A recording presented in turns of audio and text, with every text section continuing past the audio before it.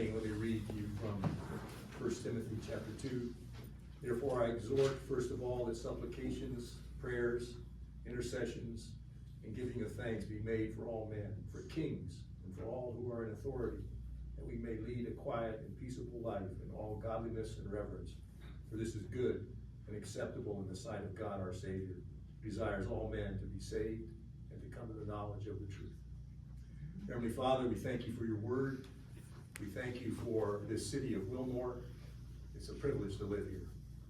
We thank you for these men and these women who lead us. And we pray, Lord, as we've been exhorted to do, we pray for them, that you'll give them wisdom, you'll give them insight, compassion, and understanding for all of the different subjects they're going to discuss tonight. And we pray your will be done here, just as your will is done in heaven. We ask it in Jesus' name. Amen. Thank you, Steve.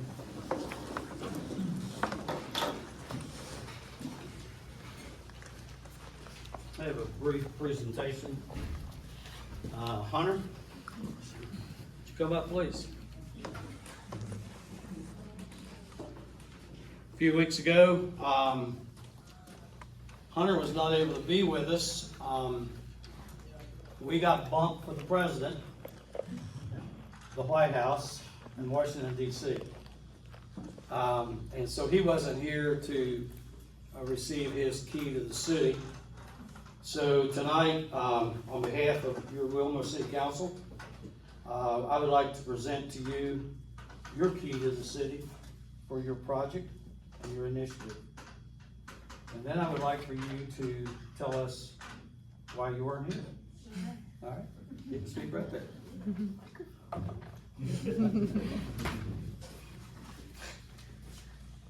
So, Congressman Andy Barr got us tickets to the White House, Easter egg roll. And so, on our first day, we went to all the museums and the war memorials. Then we went to all the monuments, and before we went to the Easter egg roll, we got a private tour of the Capitol building, so we got to see all that. And then, so the Easter egg roll was on the south lawn of the White House. So we saw the Rose Garden, the Oval Office, and all that stuff. And we got to see the West Wing, stuff you see on TV. And Secret Service was everywhere. And I don't know if y'all know this, but I'm not the only one here who has been to the Easter egg roll, except this man was there when Truman was president. Who it is? That's Mr. Leonard Fitch. What about that? That's right. Yeah. Hunter, would you introduce your family that's here with you tonight? Yes, I got my mom here, Sylvia Neff. Got my dad, Robert Neff. Both of my grandparents, Marilyn Neff and Miss Ann. Yeah. Well, we want to say congratulations, you represent us well. From Leonard Fitch to Hunter, it doesn't get any better than that.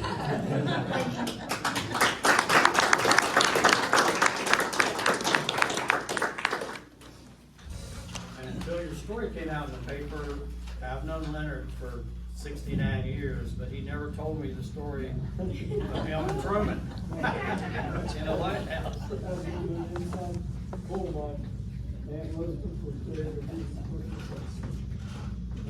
Your aunt was dating J. Edgar? No. My hearing's impaired. Someone knew him. That's pretty cool. So, thank you all for coming tonight.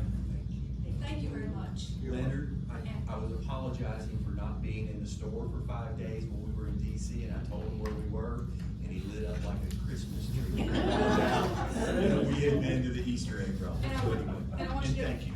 And I want you to know you'll enjoy this. He was really upset that he could not be here when the other Wilmore students gave the presentation that evening.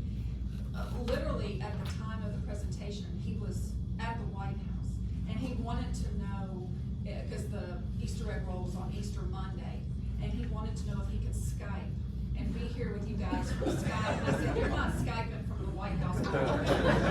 But he was willing to do that because he hated to miss it, but he chose the White House over this. We understand. Thank you all for coming tonight. Thank you. And Marilyn, thank you for your kind words about our city and our council. It's very complimentary.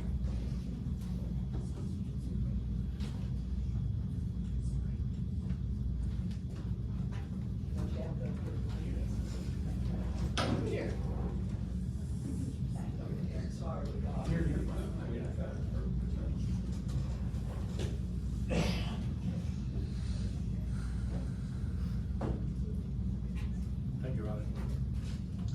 Okay,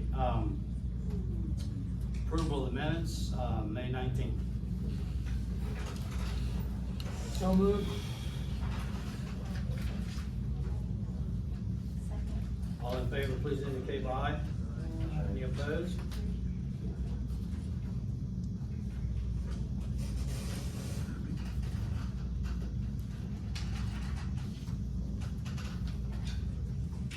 After some discussion with various council members and, because of, wanting to make sure we do this right, I am asking the council to table the discussion and changing of the council meeting time to another time when we have less urgent matters. I'll make that motion. Thank you. All in favor, please indicate by aye. Aye. Okay, we move to the agenda items that we have. Ordinance 2025-2 is an ordinance amending a first reading the 2025 four-year budget.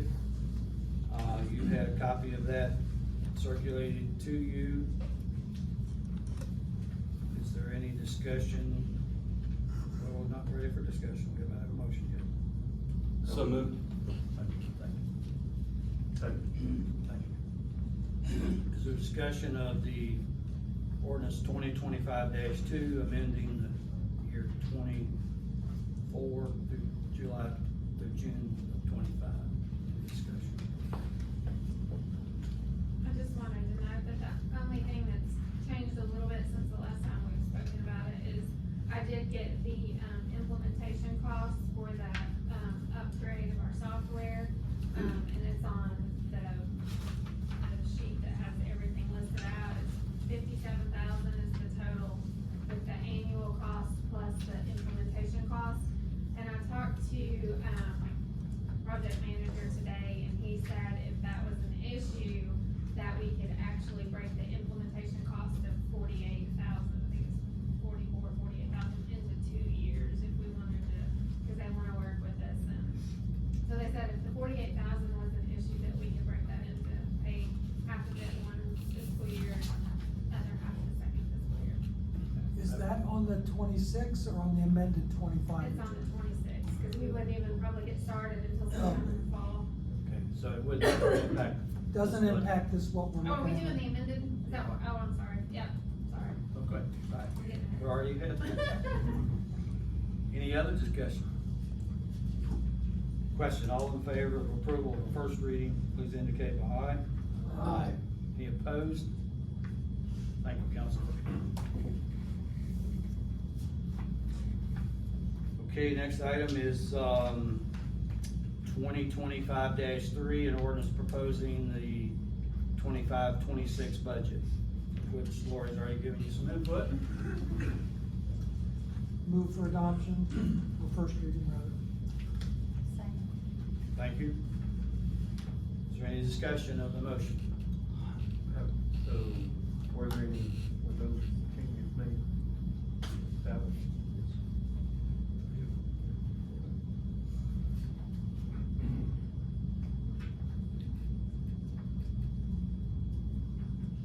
Any other discussion? What was the question? Question was the salary moved to 3% for the employees from the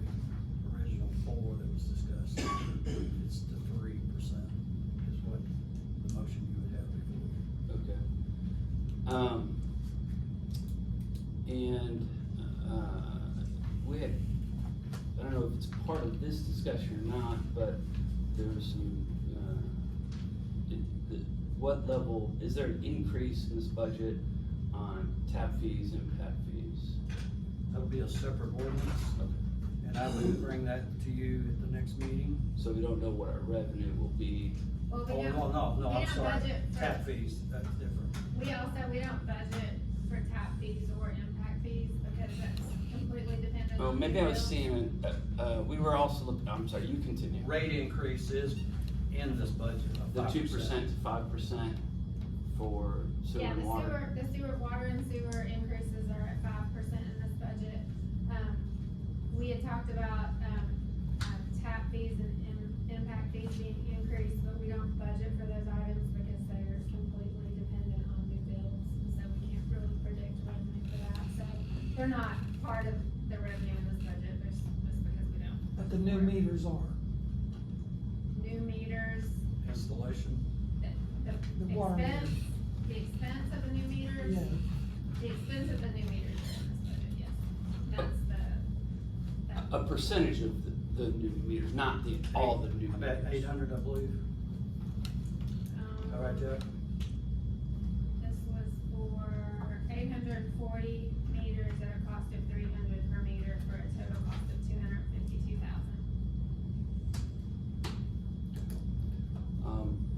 Thank you. I have a couple concerns on the budget, that's being proposed. I think, the level of percent increases that are being asked for, seem to be tilted towards some departments and not as much in other departments. And I'm concerned about that. It seems that, your fire and police, which we do phenomenal with, and I've been really, we have an impressive city, when it comes to police, and safety, and fire is a piece of that. You know, we're kind of 5-star as far as our, performance, often land on some of the safest cities in the state, right? On the other side, I don't think we get 5-star marks on our playgrounds, on our passive, leisure spots for young children and others. And that increase is, as I'm reading it, is about a 7% increase in funds that they were asking for, whereas fire was in, I guess a 48% increase on where their budget was last year. The police, it looks like is, I'm still trying to do the math on that, but it's significantly an increase of, it's an increase from previous year, and it seemed like their ask was 140,000. So I would love to see some adaptation of the budget, whether that being some of the departments that asked for certain things, if there was some things that could be taken off their asks so that we can have 100,000 towards playground increases. I'm also noting that the splash pad is just, 20 grand that we're putting there, yet we are having the county ask for us to put in more than that. It just seems like it may not be enough for what our young people are asking for. At the same time, as far as community requests, we get a lot of requests for sidewalks, and we are having a committee that's initiating more focus on that, but there's no funds here towards doing anything about it. And I would love to see some level of revision, and if that means that more money comes from the funds to transfer to cover those things, I would accept that as well. Although everything we transfer over is more money that can't be used towards debt. So those are just some of my thoughts, just kind of bulleted out there, and apologize if it's not clear or if I don't have the math completely, but it just seems that, there's sometimes when departments come in and ask for things, it's, who delivers the great presentation and has, I mean, there's needs everywhere, right? And we as council members need to be the priority makers and to read that out. But what I'm hearing the community ask for and what this budget is proposing, it does not align. Well, I don't know if I can remember all your points in order. Well, it's to the council, I mean, it's discussion, I mean, it's to you, of course, as well, But I can tell you how we came to some numbers. And certainly the council can go in first if you want. We did have $150,000 donated from the county toward a splash pad. Amy and I and some others went to two magistrates and the judge, and that was increased 50 more thousand. So we have 200,000 now to do that project, which we think, at least preliminary, will make that happen. Now we decide the location among the council. We also had even discussion in directors meetings today of how to go and ask for more funds from the county proportionally to what is allocated to Nicholasville. And we get $15,000 or $18,000 and they get $795,000. So we're looking at how do you manage that better with a percentage allocation on population, which would be over $100,000 that we're working with them to look at. The second savings is after we got out of the solid waste business, we still have $40,000 a year that we're paying at the recycling center that is billed to the city to make up their deficit. I don't think we should make up a deficit. I think if you look at who goes to, quote, the recycling center, it's not people with bags of cans. It's construction firms with truckfuls of debris. And we're paying to subsidize the construction business in a sense. They lose $500,000 to $800,000 in that facility. So we have to make up that deficit, part of that. So if that were to go away, is another way to invest more. We also, Lori checked at my request, and we can actually use municipal aid money for sidewalks on city streets. Can't use them on state highways, streets, parallel, but we can on city streets that we maintain. So it's possibly a source of funding to deal with sidewalk. You'll take away money for streets when you do that, because but we have $120,000 in that pocket right now. Today, committee walked some of the areas, identifying urgency 1, 2, and 3, what has to be done, what should be done, and what can wait, because there's more urgent somewhere else. For 100+ years, the ordinance that the city is under is sidewalks are the responsibility of the property owner. We took it upon ourselves some 35 years ago to put sidewalks downtown. And so we did those at city expense. Business owners didn't do those. There was no sidewalks over 35 years ago? No, we replaced the sidewalk. Gotcha, all right, Yeah. sorry. I was asking like 65 years ago, wooden sidewalks. 70 years ago. But we did replace those downtown, as a downtown project. So, as you know, Dave Carlstad made an initiative a few years ago that we go to the property owners, we make the offer that we'll take your sidewalk out and we'll form it up and you pay half the cost to put it back in. And this is how many people responded to that. 0. Not a single property owner was willing to help pay the cost of that. So either you accept, we accept, that sidewalks are our cost and our responsibility, takes money away from something else, you know, there's only so much, as you've noted. But if that's our priority, and that's what we want to do, that's what we can do. So those are some funding.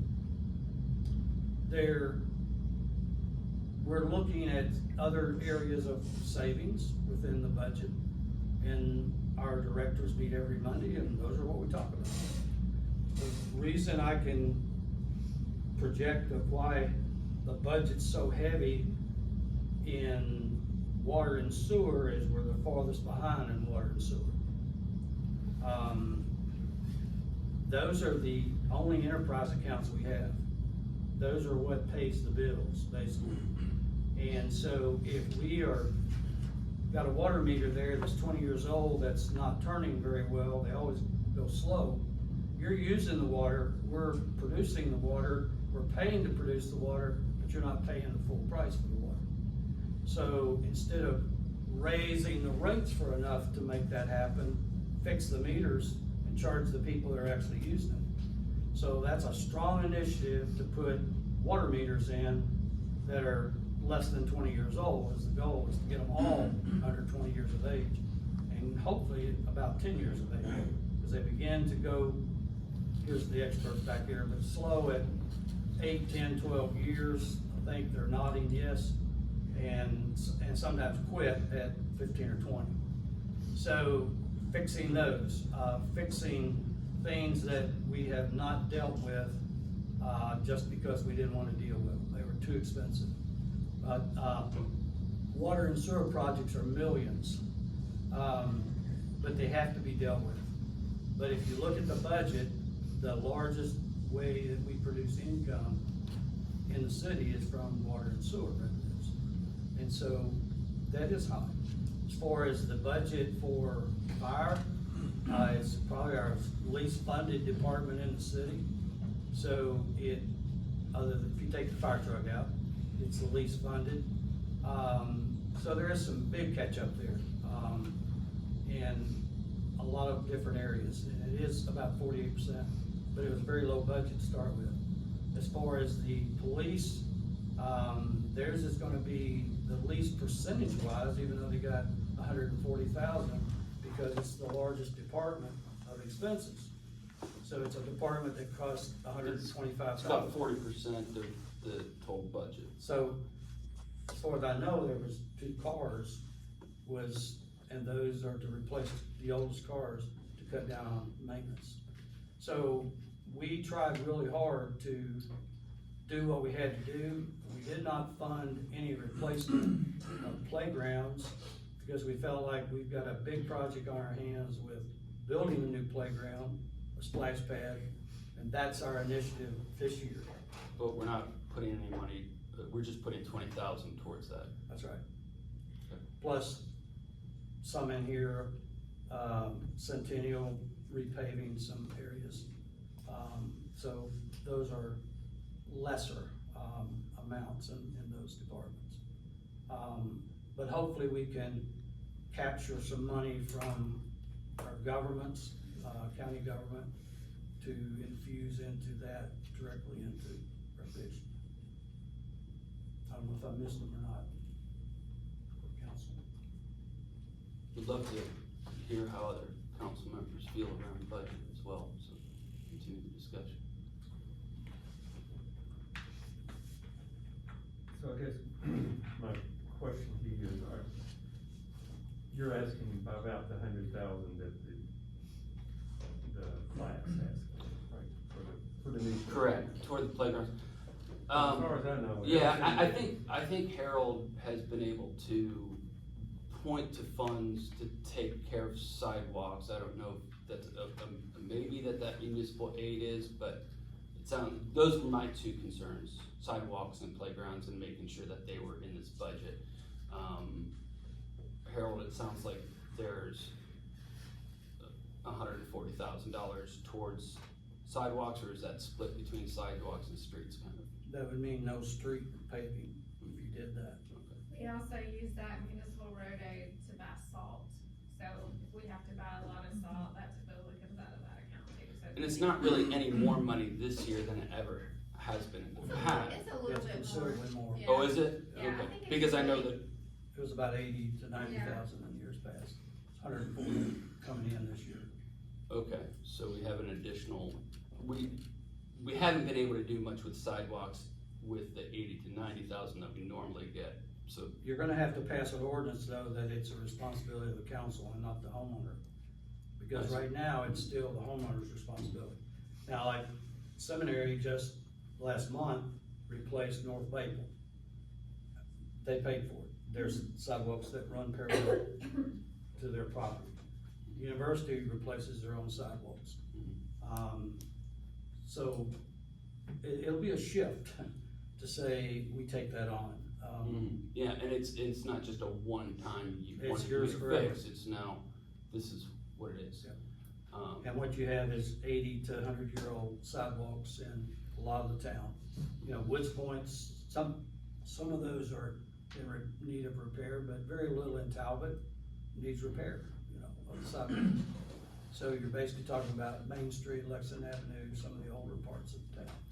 But we're also identifying what streets don't have sidewalks at all. There's over 20 streets, and we're prioritizing where is the traffic. I was sharing this morning, in 1947, Wilmore built a park. The churches built a park. I went to that park my whole life. Jim Brumfield went to that park his whole life. We never had a sidewalk.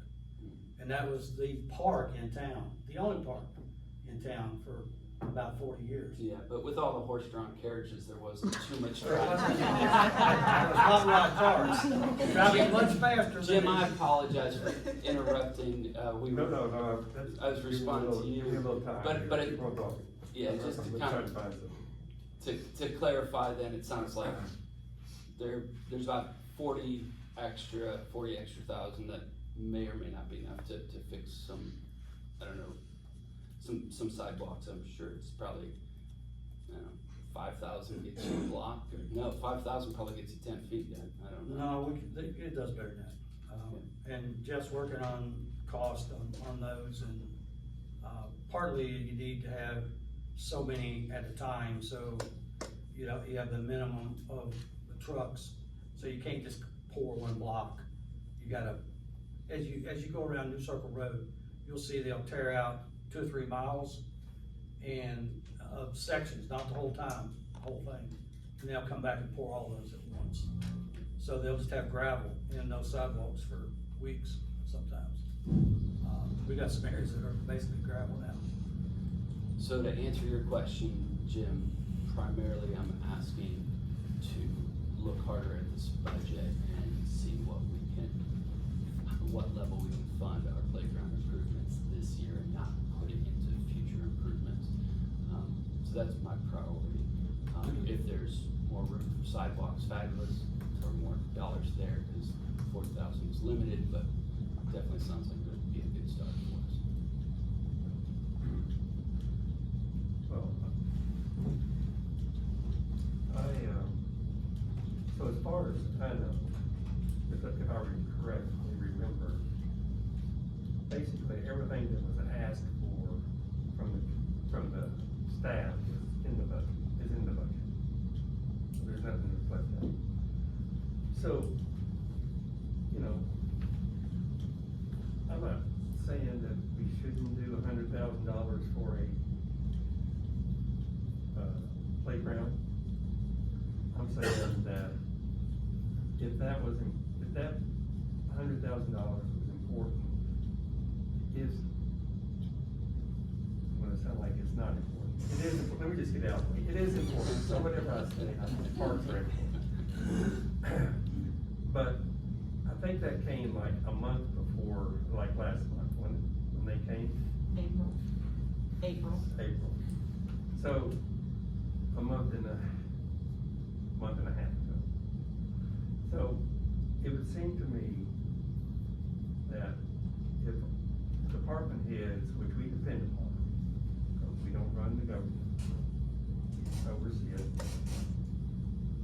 felt like what asked for parks was sufficient, and we gave it to her, then trying to cut something in order to build a brand new park would be not a good, not good on our response, not a good showing on, as a responsible council to shift that much money, which would be basically the entire fire department budget plus from them to the park. All that to say, I'm not against the park. I just don't think that we can put the park in the 25-26 budget. If we wanna work towards it for 26-27, or if some, you know, if money falls out of the sky between now and then, but we're on a pretty tight budget as it is. I appreciate that response, because it kind of gives a picture of, okay, so the idea of our department heads have come and asked for this, and this budget says, yes, we'll give all of what the department heads has asked. So to tweak it feels like, going against what the department heads have asked for. Or late entry in the race. Yeah. I mean, the park would be, Now, just to clarify, my understanding of the $100,000 that the community has asked for, and that I have seen as a need for multiple years, is not for a new park. It's for improvements on the parks that we currently have that have not had improvements for 25 years. That's not true. Oh, isn't it, did I misunderstand? There was, several improvements made last year to several of the parks that had outdated equipment that was redone. And the park at Maxwell City Park is not 25 years old.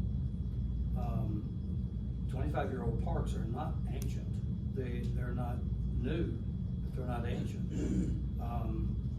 What we did was some 25 years ago, as you use that reference point, money just literally fell out of the sky for Parks and Rec from the state. Our congressmen, our senators, and our state representatives would bring us $100,000 checks.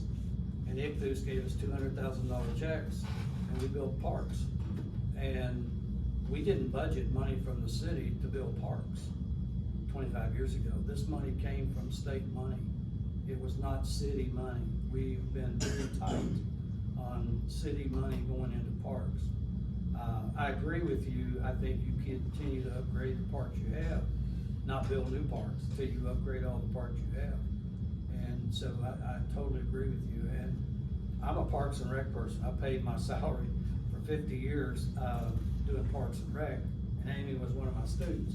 So we're certainly interested in upgrading of Parks and Rec. And if that's the new focus that this council wants us to have, we will certainly make it the focus. Yeah, the reason I used the 25 years was just because it had been referenced multiple times in another meeting and it hadn't been corrected at that time. I know that we made some improvements. I'm not sure what dollar amount that was. My understanding of it was kind of like some piecing together and some improving a few components. It wasn't 100,000. No. I think it was in fiscal year 24, and we used some ARPA money. Amy had come to a meeting to request that some parks were becoming, I think, like unsafe to the point that, you know, we really needed to replace some parks. And so I think it was about 20,000 that we used of ARPA funds to fix these parks. And moving forward for the next budget, and I'm not trying to like speak for Amy, but like I just think the splash pad has been so consuming, and it's just, I think she just feels like to take on anything more than that, in addition to all the rentals and the summer camp and all the other things, like it just might just be more than she can handle in one fiscal year to take on multiple parks, in addition to the splash pad. So that's kind of the reasoning, not that it's not important, or, you know. to join you for not speaking for Amy. I spoke with her today. And she said the improvement of the parks is definitely important to her, but as you said, she's been overwhelmed by what to do with this playground, which I took, or with the splash pad, which I took as, I didn't really have time to think about what she should be what she wants to be asking for, but you're pointing out that it takes time to manage the improvements of those parks and those dollars. That's fair.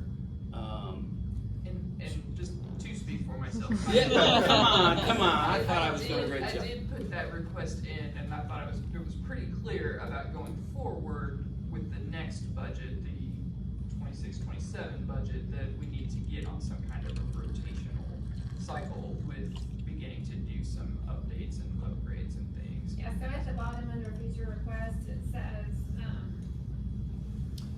Yeah, I'd seen it as future yeah, new requests. playground equipment on 3-year rotation based on need, so probably just kind of doing the same thing as sidewalks, and walking through and saying, this is this is an urgent need, and we need to, something like that. Yeah, her words to me today were that she didn't want to push, like, she knew that there were other concerns around the department heads.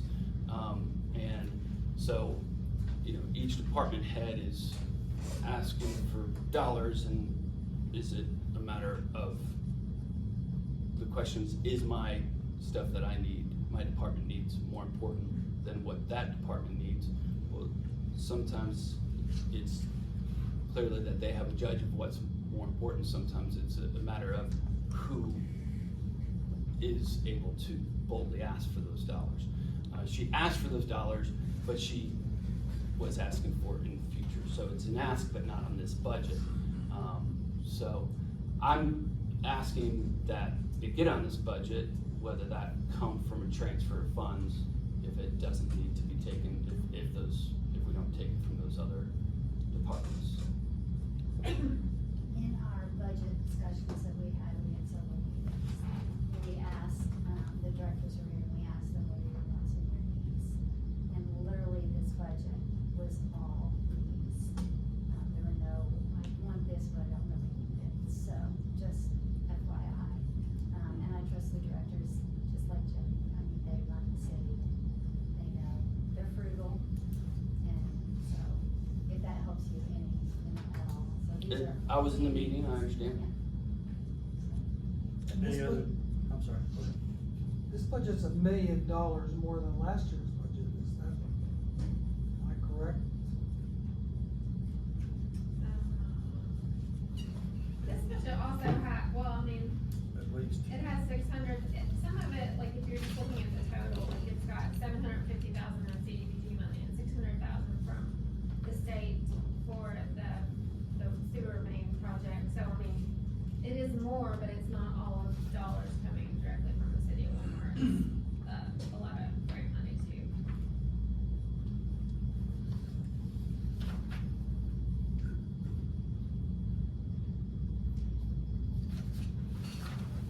Any other discussion? I'm guessing this is grant money, but I saw a significant increase in community development dollars, where it's 965,000 there. Yeah, 750,000 of that is, CDBG money. Oh, for the granary? Granary. Actually, it's more than So that. granaries, I think community development has just, festivals and, things that Judy manages. Yeah. Okay. It's just under community development. 'Cause, I was really looking forward to that festival. It's also got the 100,000 of match, because we've already spent 50,000, we owed $150,000 match, because it's a 20% match on that 750. So we'd already spent 50,000 in, last fiscal year towards that, so this budget has the 750 and another 100,000 in match in this fiscal year. That's why that number's so high.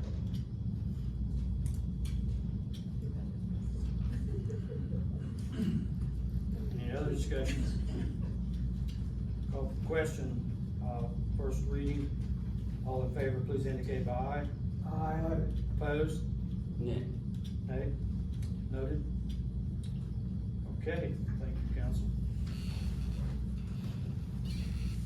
We move to the third item, is the, CPA consultant audit engagement letter for year 2024-25 to do our audit. I guess Lori can speak to that if you have any questions. It's just the standard engagement letter saying that they're gonna, come do our audit. The price is about the same as it was last year, it's a little bit higher, assuming we're gonna have a single audit, which we probably will.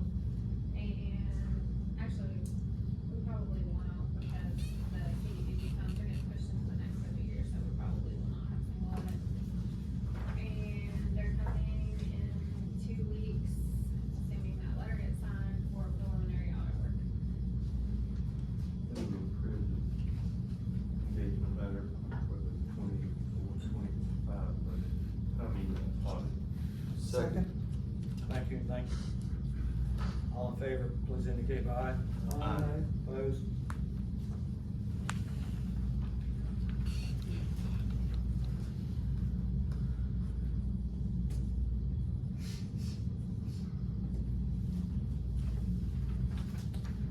And Mr. Gullett has, asked to speak to the council about the package you have. Yeah. As you all know, last meeting, Mr. Snowden, House Snowden appeared before you and presented, 2 plats and, some old ordinances of the city, and made a request at the conclusion for a copy of the approved development plan for Rose Glade subdivision. I thought it important to direct the council's attention to what your role is in the development of that property from this point forward. And to be very candid and with no disrespect, it is very minimal unless the city elects to allow development on the area that is the dedicated conservation easement.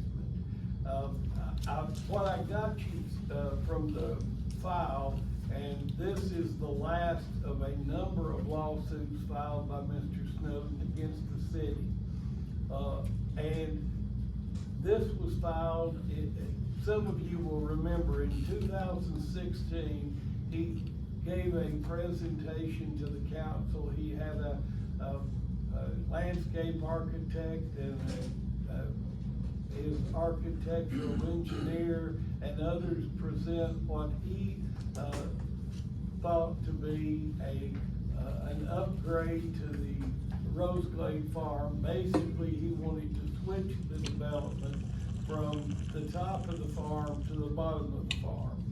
And he had sought to file that with an application with the planning commission, and the planning commission refused to accept it because they knew that he was asking for development on land that was dedicated to the city in a perpetual green space easement. So his appearance before us in 2016 was to ask the city for permission to appear before the planning commission and make that pitch. The city never took any action on his request, and so in 17, he filed this last lawsuit.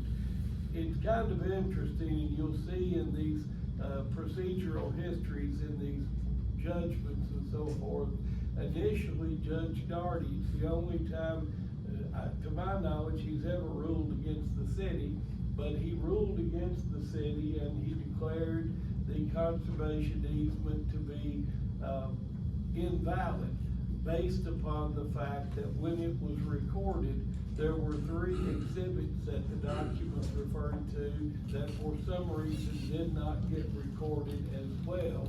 And the judge felt like that made the description of that easement ambiguous to the point it could not be identified, and therefore it couldn't be enforced. The city appealed that decision in 2018. to the Kentucky Court of Appeals. And the following year, the Court of Appeals reversed Judge Daugherty, finding that the, primarily, ironically enough, on the basis of the document Mr. Snowden gave you all last week, which, by the way, I think it's important to note, he referred to that plat that he presented to the city in 1998 as the development plan approved by the city. And thanks to these ladies, that is, I guess, forever memorialized on YouTube, and I have watched that 3 or 4 times in the last 2 weeks. And he repeatedly refers to the plan as being approved by the city. He calls it a development plan. The document itself calls itself a development plan. He even referred to the fact that it had approved 131 single-family lots and 44 townhouse lots, and that is exactly what that 1998 development plan approved. So it's interesting that Mr. Snowden handed the council a document and in effect asked for it back. I think where Mr. Snowden is either unclear or is unwilling to accept the facts is that this body does not normally approve development plans. That development plan in 1998 was approved to satisfy the city that if they grant the zone map amendment for Roseglade Farm from agricultural to R5, which is, by the way, the only piece of R5 property that has ever been in Jessamine County. That zone was literally prepared for Roseglade Farm. But that it would have some assurance as to how the property would be developed. And in fact, in the hearing we had at the fire station in 97 or 98, the transcript is available, and Judge Daugherty, in fact, in his last opinion, referred to the fact that Mr. Snowden stood before the council at that time and said he was donating 105 acres of green space to the city. But ironically enough, if you look at the east field and the west field on the development plan that was presented to you last week, they total right at 105 acres. And by the way, that plat, not that important a point, but Mr. Snowden said it's never been about him. The city had nothing to do with the preparation of that development plan. That was a plan he prepared and he presented to the city. So how it didn't have anything to do with Mr. Snowden's wishes is beyond me. But nevertheless, from 1998 till today, Mr. Snowden has had the complete opportunity to file an application before the Planning Commission and to get a final development plan approved for that property. It is the Planning Commission and not the city government that approves development plans. He has never filed that application. It is not incumbent. In fact, the city doesn't even have a right on his behalf to file that application.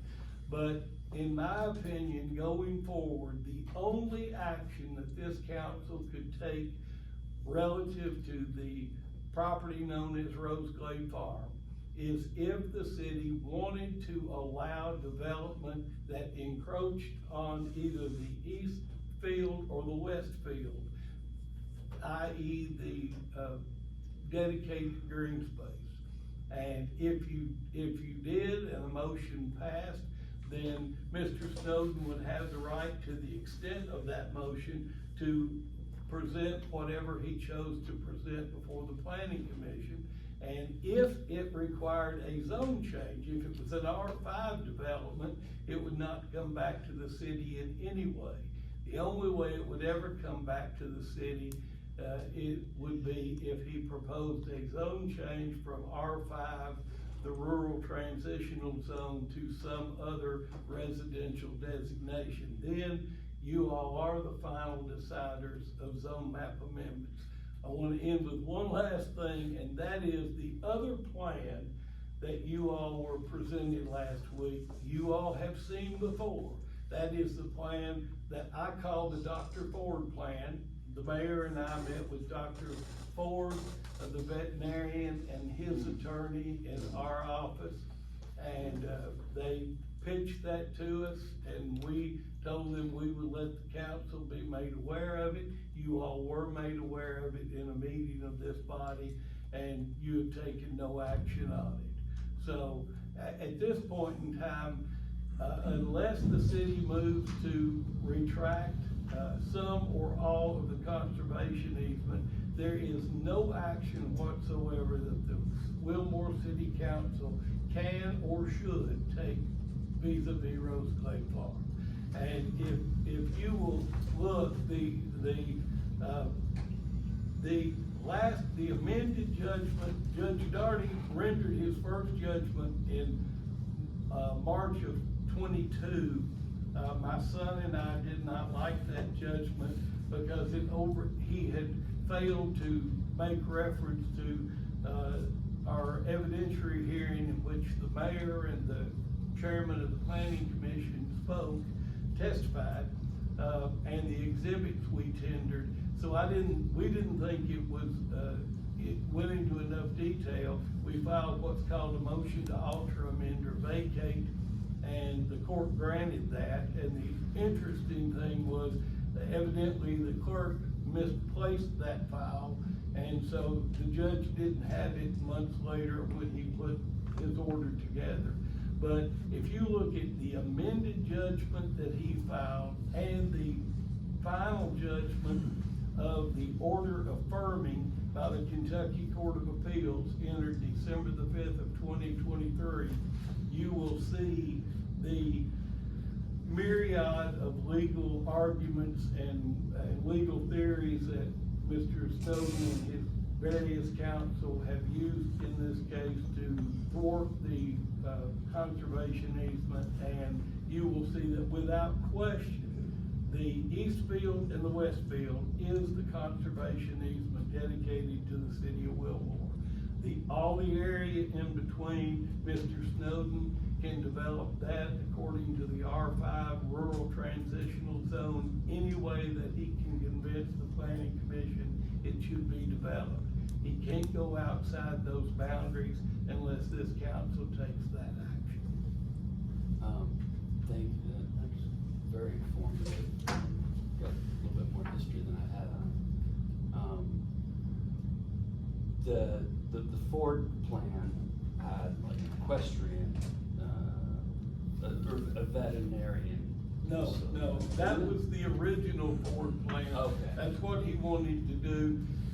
So the one we saw last week. The one you saw last week, it's 104 lots on Less 175 acres. It basically, it has what they call executive farms on either end of about 15 acres. It's got about 13 or 15 acres in the middle. It's kind of a park around the pond.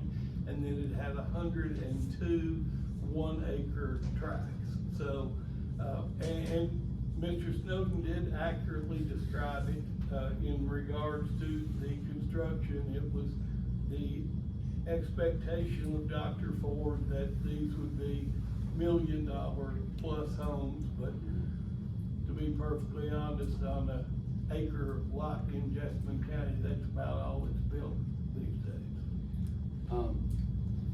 So to just clarify, and to think theoretical if it were to happen, Mr. Snowden was saying to us that his plan is to sell this, and he's trying to determine which plan is allowable to sell with it. And if we make no action,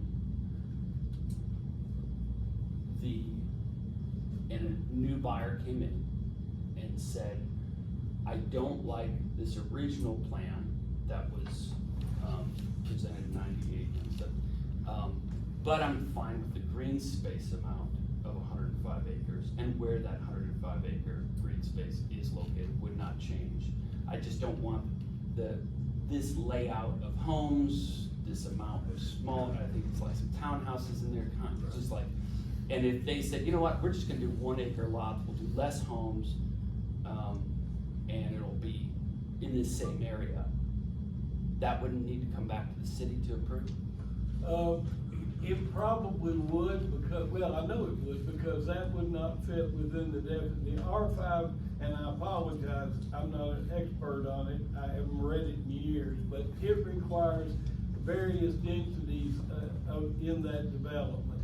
So, what you were talking about would require a zone change, but, and that would come back to this body.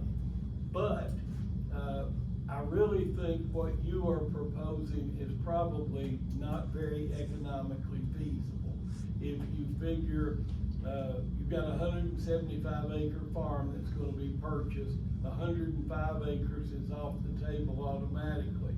So now you're talking about the development cost for 70 acres all the way across the property, which requires, a lot of infrastructure.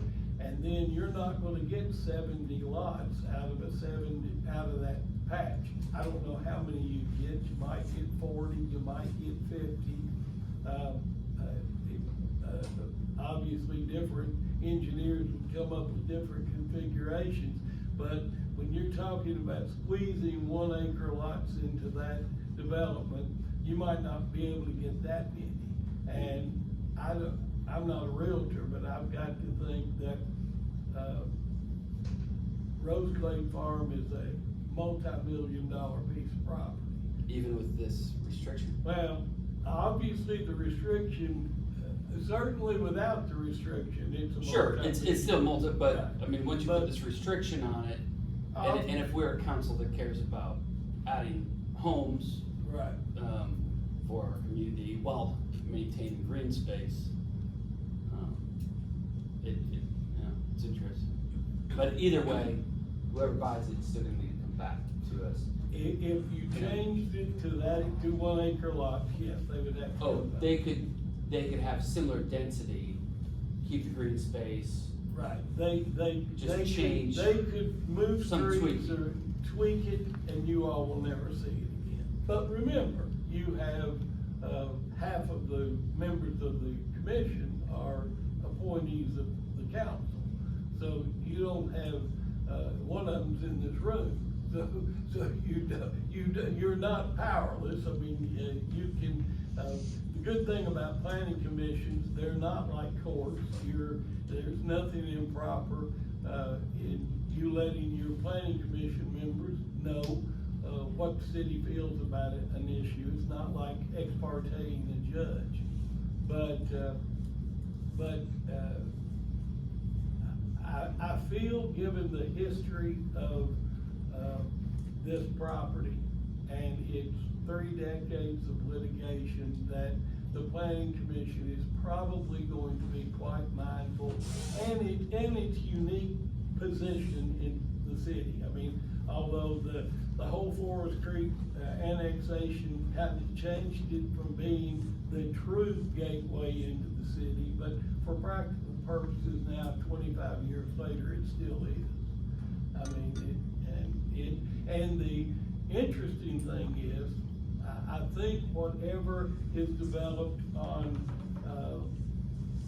Rose Glade is going to be doubly important, because, you've got a beautiful farm across 29, and I'm sure they're gonna want the But they're same. likely to develop at some point, Well, they're, not too far in the future. well, I would, yeah, I mean, not too, I would certainly, imagine. I'll be Doesn't honest, seem- I'm surprised that property hasn't already done something, and it could develop right where it sits. I mean, right across from Rose Glade on 20th, or on 68, next to Those south of reserves Brewer over there, Lake, the yeah. Equine Reserve or whatever developed, and that developed as a county subdivision. Yeah. So, but, it's interesting. Thank you so much. Anyway, that's where we're at. Thank you very much. Any reports from the council? committees?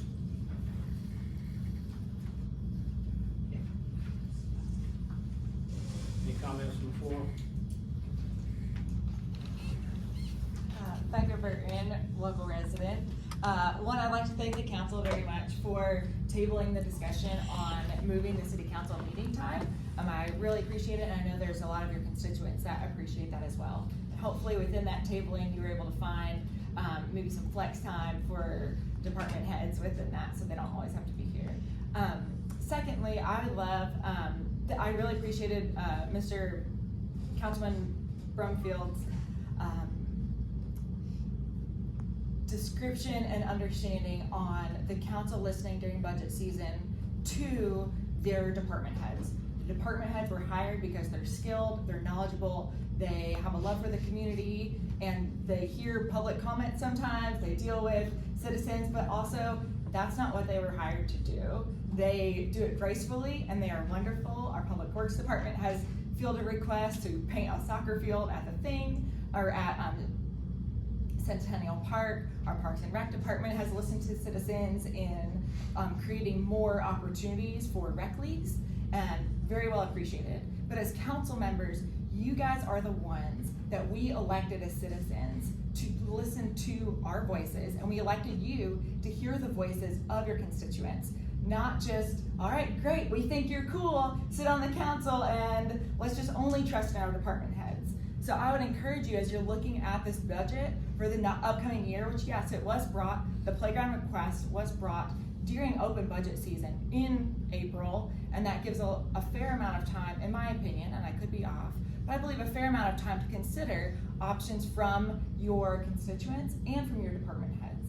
And so Councilman Brumfield was correct and wonderful in that the council pretty much gave every department head everything that they asked for. And the department heads are working within the budgets that they have. They have requested different things. They see different needs that they've seen within their departments. But it's those of us that are residents in the community that our goal and our voice is to come to you as council members. And we rely on you, and that's why we elected you, to listen to the needs and look outside of just the department heads. Because if our council doesn't apply the requests and the needs, and I'm not saying, to be very clear, I'm not saying that every request the citizen makes should be put into a budget. I understand that's not responsible and that's just fiscally irresponsible. But being fiscally responsible is listening to the requests of your citizens and of your constituents that put you in these seats, and adding those to the requests that the department heads have made. So I would ask, as you come into the end of this fiscal budgeting decisions, that you look into what the heads have requested, which you've already done, but also think about the different requests that you've fielded for new playgrounds, playground upgrades, not just fixing a playground with a whole drop off. Like, yes, that definitely had to happen. That wasn't a improvement on the playground, that was making it safe so a kid didn't break an arm or a leg or a neck. That's helping our youngest citizens. And so I would encourage, again, that you listen to the requests of your constituents and let them know and help us see that our voices matter in this setting, and not just going to a department head, because again, those are staff positions that the council decides. Those are hired positions, but you guys are the ones that we vote for, because we think that you are going to listen to us and you're going to hear the requests of the council, or of your constituents themselves. Thank you. Harold, I got something to say too. I'm gonna say, I'm gonna keep my mouth shut, you know me, I can do it. I appreciate what you had to say. I understand what you had to say, but you gotta also understand these departments, they're thinking about your safety when they do this. It ain't for the department, it's for y'all, okay? They do hear what you're saying. You got a pickleball court, you're getting a splash pad. You can't have everything at one time. The reason why our budget's so high now is because all of our equipment is starting to fail. We milked this stuff as long as we could. Now, and stuff has gone sky high. But again, I appreciate this council. I've worked with them for quite a few years, and I understand what you're saying, but you gotta understand, these guys make decisions just for you too. And Amy does a good job with the group. I mean, busy. So I just wanted to get that out. Thank you very much. Any other discussion? Just in maybe, or keep quiet too. We are putting $200,000 into Parks and Rec this year.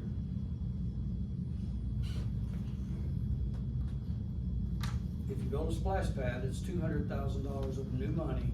Doesn't matter where it came from, grant money or wherever the money's coming from. There's $200,000 new dollars going into Parks and Rec this year alone to build a splash pad. So it's not like no money's going into that fund, and I take exception that we're not doing anything with Parks and Rec. We are. We struggled even up until the last months. Could we divert splash pad money to Parks and Rec for improvements? That it was maybe more important to fix Parks and Recs than build a splash pad. And because the money was given for that purpose, we felt we had to honor that. And you know how hard the council struggled with that decision. You know, I mean, all of you did. So, and we were willing to put all that toward Parks and Rec improvements. But it seems that splash pad is the will of the people. Certainly a large group of people that want that. And so there is $200,000 going into that this year. And we're looking really hard to find more. And I know the constituents are who we work for and who votes for us, but they vote for us too. And we work with them, we work for them, and I know that's not exactly the way you say that, but I work with these 9 leaders. That's who I feel I'm most responsible to work with.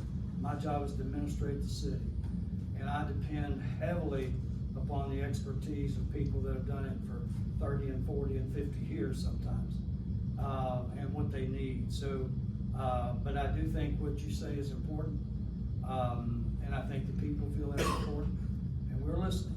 I can assure you we're listening. Anything else? Did we turn? I can hear that. Thank you all.